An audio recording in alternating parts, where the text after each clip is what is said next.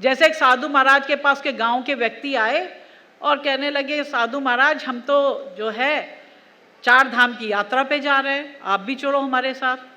तो साधु महाराज तो ज्ञानी थे, उन्होंने कहा कि नहीं देखो ऐसा है, तुम सब लोग हो आओ और मैं तो जा नहीं पाऊंगा, लेकिन मेरे साथ जो मेरी जो है तुमड़ी है, जो लौकी को सुखा के, जो पुराने लोग जानते होंगे तुमड़ी किसको कहते हैं, लौकी को जो बीज जमाने के लिए, बीज के लिए हम सुखाते हैं लौकी को, और फिर जब लौकी के बीज भी निकाल लेते हैं, उसके अंदर का गूदा भी निकाल देते हैं। तो पुराने ज़माने में जब लोगों के पास इतने बर्तन नहीं होते तो बड़ी बड़ी लौकियाँ जो होती थी उसी में अपना अनाज बीज ऊज रखते थे।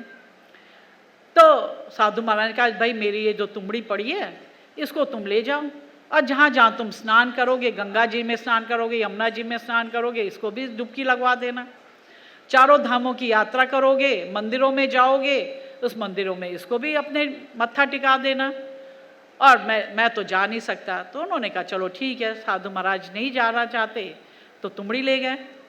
चारों धाम में गए, गंगा जी भी नहाए, यमुना जी भी नहाए, सब मंदिरों के दर्शन किए, सब तुमड़ी को किया, सब कुछ जैसे उन्होंने स्नान किया तुमड़ी को भी स्नान कराया, मंदिर में दर्शन किए, मंदिर में भी तुमड़ी को मत्था टिकाया। और जब वापस आ गए तो साधु महाराज के पास आए कि साधु महाराज हम चारों धाम भी कराए, गंगा यमुना में स्नान कराए, रास्ते में जितने मंदिर पड़े सब में हमने मत्था टेका। साधु महाराज कहते बहुत अच्छी बात हुई, चलो। अब वो कहते कि चलो भाई तुमड़ी, कहते आपकी तुमड़ी को भी हमने सब कुछ कराया। तो उन्होंने कहा, साधु महाराज ने हमने तुमड़ी ली, उसे तोड़ा, उसका चूरा बनाया, कहना देखो इसने तो चारों धाम भी कर लिए, सब मंदिरों के दर्शन भी किए, गंगा यमुना सब स्नान कर लिया, अब जो है ये तो कितनी पवित्र तुमड़ी हो गई है, अब इसका प्रसाद लो। सब ने, जब गांव वालों ने प्रसाद खाया तो तुमड़ी तो कड़वी, जैसे मुंह में डाला थू थू करके सब फेंकने लगे। तो साधु महाराज कहते, अरे भाई ये तुम क्यों थूक रहे हो? तो कहने नहीं साधु महाराज ये तो तुमड़ी जो है बहुत ही कड़वी है, इसको तो हम खा नहीं सकते, इसका सेवन नहीं कर सकते। तो साधु महाराज कहते क्यों? भाई ये तो चारों धाम कर आई, सब गंगा यमुना में स्नान कर आई, सब मंदिरों में मत्था टेक आई, तब तुम क्यों इसको थूक रहे हो? इसकी तो कड़वापन तो जले जाना चाहिए था। तब साधु महाराज उनके कहते हैं कि देखो चाहे तुम कितने भी गंगा में स्नान कर लो, गंगा में स्नान करेंगे हमारे केवल देह की जो मैल है वो दूर होगी, लेकिन हमारे हृदय का जो मैल है, मन का मैल है, वो दूर नहीं होगा। आप कितने मंदिरों में चले जाओ, दर्शन कर लो, चारों धाम भी चले जाओ, लेकिन अपने मन के मैल को, मन की गंदगी को आपकी वो सफाई नहीं हो सकती। मन की गंदगी, हृदय की गंदगी, इसका मैल हमारा कैसे दूर होगा? जब हम ज्ञानी गुरु महाराज से ज्ञान की प्राप्ति करेंगे, भजन करेंगे, सुमिरन करेंगे, तब हमारे हृदय की गंदगी भी दूर होगी। अगर स्नान करने से गंदगी दूर हो जाती तो तुमड़ी भी जो कड़वी थी वो मीठे में परिवर्तित हो सकती थी, उसका कड़वापन चला जाता, लेकिन नहीं गया। ऐसे इंसान भी अगर इतना ही, अगर गंगा जी में स्नान करके हम पवित्र हो जाएंगे, हमारे मन की गंदगी मैल दूर हो जाएगा, तो जो गवर्नमेंट एक नियम ही बना देती, क्यों इतने बड़े बड़े जेल बनाती? हर शहर में जाते हैं तो बड़ी बड़ी बाउंड्री लंबी चौड़ी रहती है, वो बताया जाता है, वहाँ के जो नागरिक को बताते हैं यहाँ की जेल है, पहली जेल छोटी हो गई, अब एक दूसरी बहुत बड़ी जेल बनाई है। अगर ऐसे ही जो है, अगर व्यक्ति होते हैं, चोर है, डाकू है, गलत काम करने वाले हैं, अगर गंगा में स्नान करने से ही वो सुधर जाते तो गवर्नमेंट को जेल ही क्यों बनानी पड़ती? इतने बड़े बड़े जो है वकील होते हैं, जजेस होते हैं, वो क्यों, उनका कोई काम ही नहीं होता? कोई जो गलत काम करता, गवर्नमेंट जाती, उसको एक डुबकी लगाती गंगा जी में और बाहर निकाल देती।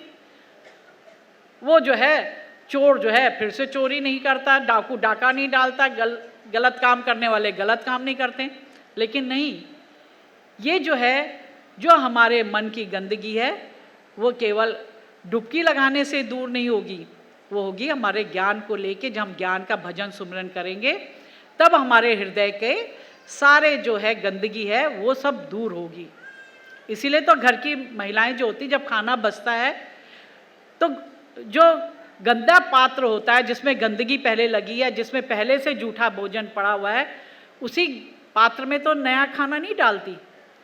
घर का खाना बचता ही है, किसी की दाल बचेगी, किसी का रसम बचेगा, किसी का जो है सांभर बचेगा, कुछ ना कुछ तो बचेगा ही ना। तो गृहिणी क्या करती, सबसे पहले साफ बर्तन को लेती है, साफ बर्तन को धोएगी, साफ करेगी, उसे अच्छी तरह से पोंछेगी। जब वो बर्तन साफ हो जाएगा तब उसमें अनाज को डालेगी। और जो गृहिणी जो है गंदे पात्र में ही भोजन को रख देगी तो आपका ताजा बनाया भोजन भी थोड़े घंटों में वो खराब हो जाएगा। क्यों? क्योंकि उसमें पहले से गंदगी लगी हुई थी, उस पात्र में पहले से गंदा भोजन पड़ा हुआ था। और गंदा भोजन में अगर हम स्वच्छ भोजन भी डालेंगे तो गंदा हो जाएगा। इसीलिए जो है पहले गृहिणी पात्र को साफ करेगी, तब वो भोजन को डालेगी, और तब वो भोजन जो है हम उसको शाम को उसको ग्रहण कर सकते हैं। तो यही ठीक स्थिति हमारे हृदय की भी है। हमारा हृदय रूपी पात्र है, जब तक वो स्वच्छ है, निर्मल है, उसमें जो है लोभ, काम, क्रोध, मोह, अभिमान, मत्सर, ये सारी गंदगी चीज़ें नहीं हैं, तो हमें अपने ज्ञानी महान पुरुष की बातें भी, साधु संतों की बातें भी, सबकी बातें हमें समझ में आएंगी। लेकिन हमारा हृदय रूपी पात्र पहले से ही अज्ञानता से भरा हुआ है, लोभ से भरा हुआ है, मोह से भरा हुआ है, काम, क्रोध, सब चीज़ों से भरा हुआ है। तो ज्ञानी गुरु महाराज की बातें भी, साधु संतों की बातें भी हमारे हृदय में आत्मसात नहीं कर पाएंगी। क्यों? क्योंकि हृदय पहले से भरा हुआ है। क्योंकि आप एक भरे हुए पात्र में जिसमें पहले से पानी भरा हुआ है, उसमें आप चाहो कि और मैं पानी डाल दूं तो पानी आप नहीं डाल सकते, क्योंकि जो डालोगे पानी वो बह जाएगा। ऐसे ही जब ज्ञानी गुरु महाराज की, साधु संतों की बातें, ज्ञान वर्धक बातें जब हम सुनते हैं, तो हमारा हृदय अगर पहले से ही भरा हुआ है, संसार की बातों से पहले से भरा हुआ, सांसारिक बातों से पहले से भरा हुआ है, तो हमारी कोई बातें समझ में नहीं आएंगी। लेकिन हमारा हृदय पहले से ही खाली है, तो ज्ञानी गुरु महाराज की बातें, साधु संतों की बातें हमारे हृदय में बहुत अच्छी तरह से आत्मसात कर जाएंगी। इसीलिए अगर नल के नीचे अगर आप एक बर्तन रख दो, और बर्तन वो जो नीचे से उसका पेंदा अगर फूटा हुआ है, तो आप कितने घंटों तक उस नल को खुला रखेंगे, वो घड़ा आपका नहीं भरेगा। क्यों नहीं भरेगा? क्योंकि उसका पेंदा ही नहीं है, वो पहले नीचे से फूटा हुआ है। आप कितनी भी कोशिश कर लीजिए, नहीं होगा। लेकिन अगर आप उसी नल के नीचे अगर पेंदा वाला, जो बिना फूटा हुआ, बिना छिद्र वाले घड़े को रखेंगे, तो थोड़े समय में वो घड़ा भर जाएगा। ऐसे हमारा हृदय भी है। अगर हमारे हृदय में भी काम, क्रोध, लोभ, मोह, अभिमान, अहंकार, मत्सर रूपी छिद्र है, तो सारी ज्ञान की बातें हम समाहित ही नहीं कर पाएंगे, वो बहती जाएंगी, बहती जाएंगी, बहती जाएंगी। और हमने उस छिद्र को बंद कर दिया तो सारी जो है हमारी बातें, सारी ज्ञानवर्धक बातें हमारे हृदय में आत्मसात करेंगी। इसलिए जो है अपने हृदय रूपी पात्र को हमेशा स्वच्छ रखो, निर्मल रखो, साफ रखो, और छिद्र से रहित रखो। अगर छिद्र रहेगा तो कुछ समझ में नहीं आएगा। इसलिए आपको भी अपने हृदय को हमेशा साफ सुथरा रखना चाहिए, जिससे ज्ञानी गुरु महाराज की, साधु संतों की बातें हमको बहुत अच्छी तरह से समझ में आएंगी।